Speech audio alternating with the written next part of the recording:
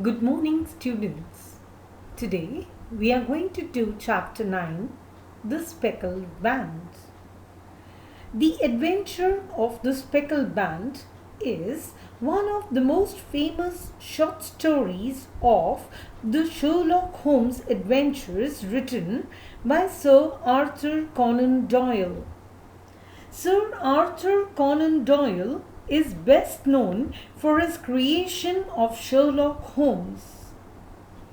Doyle was a doctor by profession who wrote in his spare time.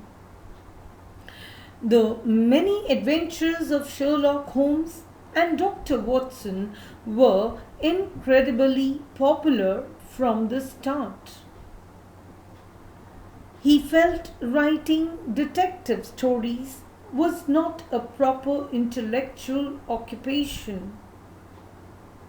To his surprise, they were always willing to pay the amount. Due to this, he became one of the highest paid fiction writers of his time.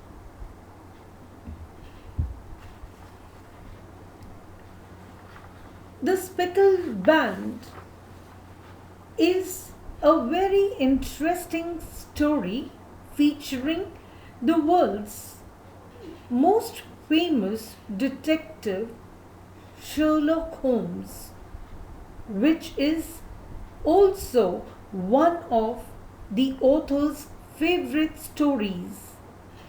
As with many of Sherlock Holmes' adventures, the story is narrated by his trusty companion, Dr. Watson.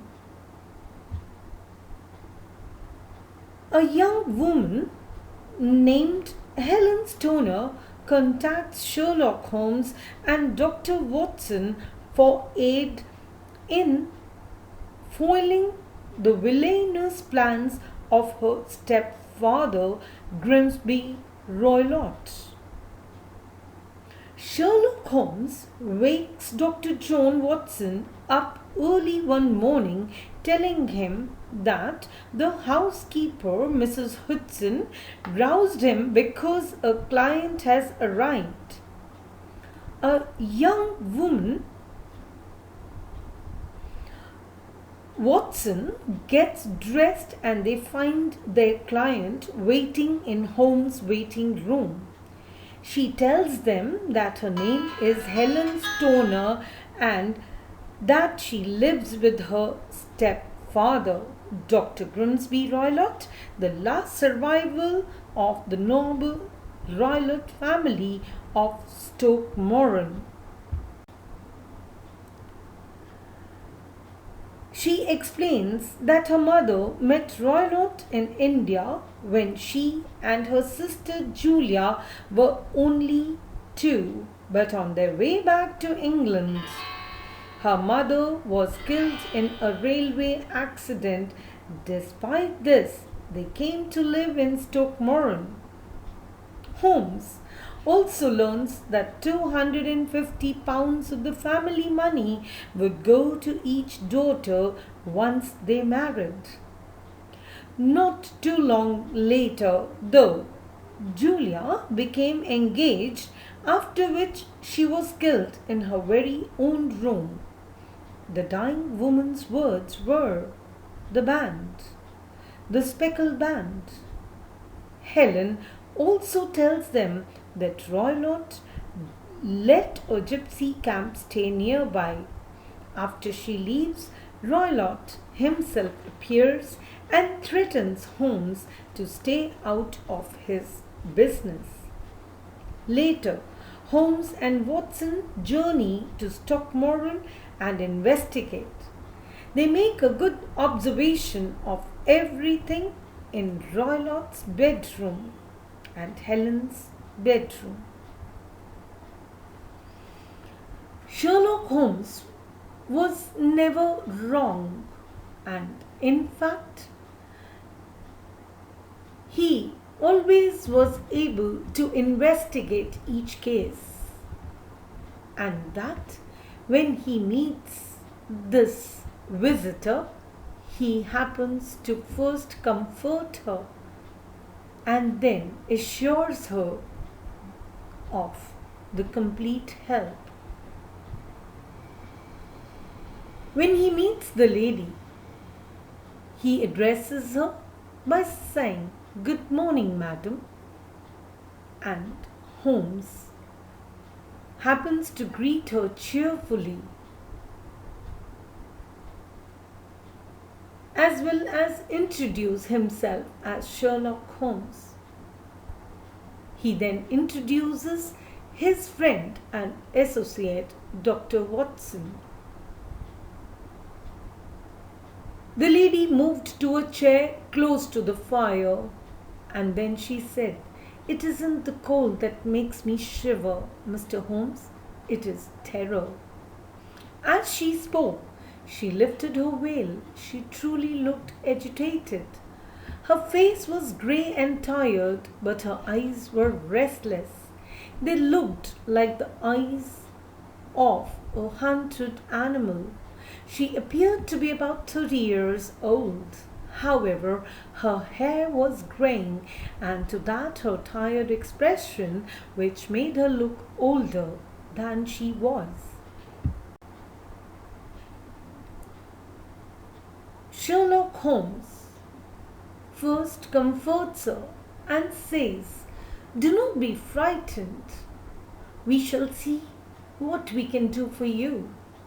With a note of desperation in her voice, she said, "I shall go mad without some help.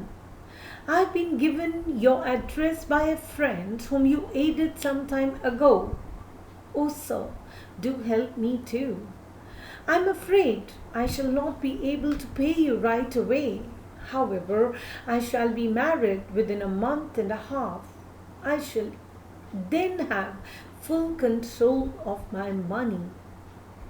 "Worry not, madam," replied Holmes. "I do not require any reward.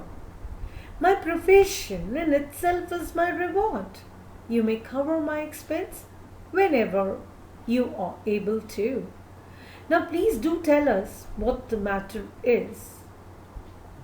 Now, children, we will understand with the story that Helen happens to narrate. And she begins like this, saying, "I am Helen Stoner and I live with my stepfather. He is the last surviving member of an old family, the Royals of Stockmorton. I have already told all of you this in the brief summary in the beginning itself. Once they were very rich, but a few generations before my stepfather lost their money, my stepfather knew he would have to work for a living, and so he became a doctor. He had a successful practice in Calcutta.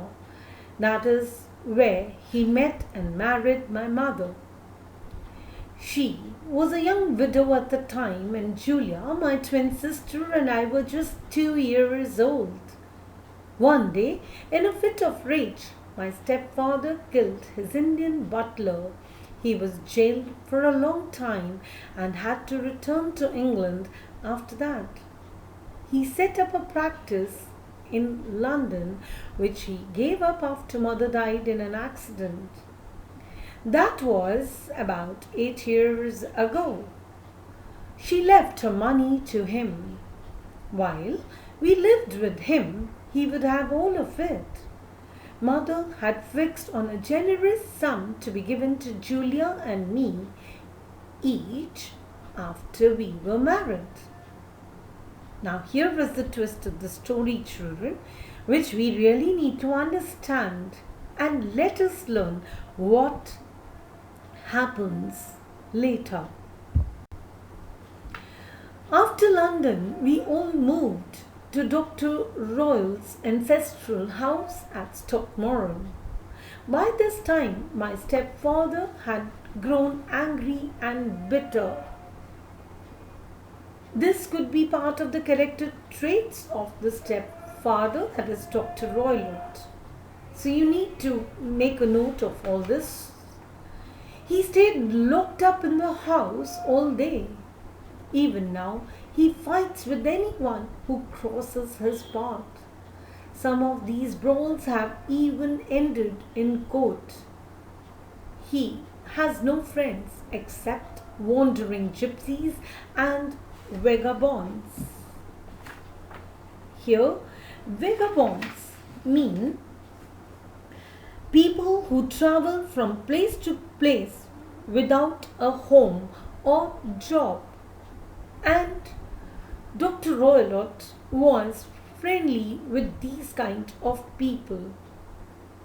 Therefore, he also allows them to live on a few acres of our estate. Even worse are his pets. He has a passion for exotic animals. A contact of his sends them to him. And right now, he has a cheetah and a baboon. They are all allowed to wander around the house freely. You can imagine how unhappy we both were in this place.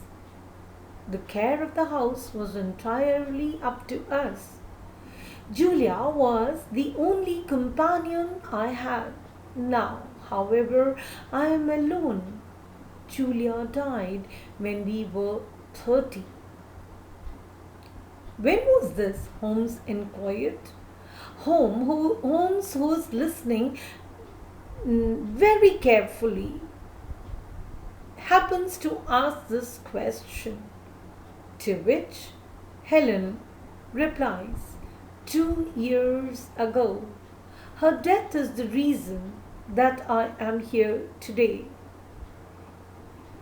You see, we rarely left home. Sometimes we would be allowed short visits to our aunt's house.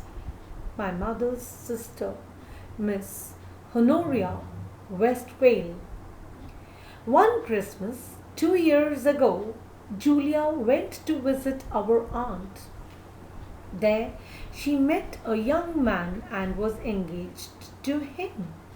When she returned, my stepfather did not object to their marriage. However, 2 weeks before her wedding, she died. Sherlock encouraged her to be precise with details. Dear students, we will get to know what happens later, and as the investigation will be done by Sherlock Holmes, we too will get to know what was the reason of Helen's sister's death. The chapter will be continued in the next video. Thank you.